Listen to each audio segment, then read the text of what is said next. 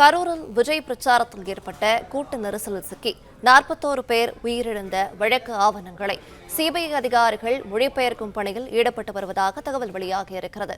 கூடுதல் விவரங்களை செய்தியாளர் அருள் செல்வன் வழங்கிட கேட்கலாம். அருள் செல்வன், வணக்கம். மேலும் விவரங்கள் என்ன சொல்லலாம்? வணக்கம். கடந்த செப்டம்பர் 17ஆம் தேதி தாவேக தலைவர் விஜய் கலந்து கொண்ட நிகழ்வின் போது ஏற்பட்ட நெரிசலில் 41 பேர் உயிரிழந்த நிலையில அந்த வழக்கானது சிறப்பு புலனாய்வு குழு விசாரித்து வந்தது. அந்த வழக்கை சிபிஐக்கு மாற்ற வேண்டும் என்று உச்சநீதிமன்றத்தில் வழக்கு தொடர்ந்ததன் அடிப்படையில் அந்த வழக்கானது சிபிஐக்கு மாற்றம் செய்யப்பட்டுள்ளது.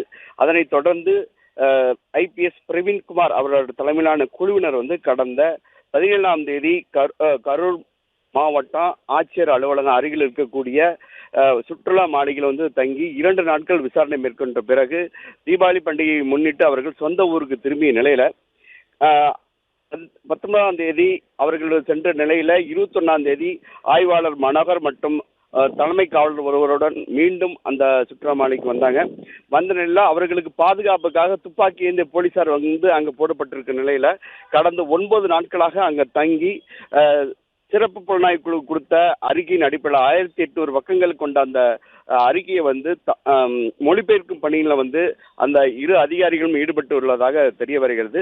தொடர்ந்து இரவு பகலாக 9 நாட்களாக அந்த சுற்றுலா மாளிகையில் தங்கி அந்த பணியில் அவர்கள் மேற்கொண்டு வருகின்றனர்.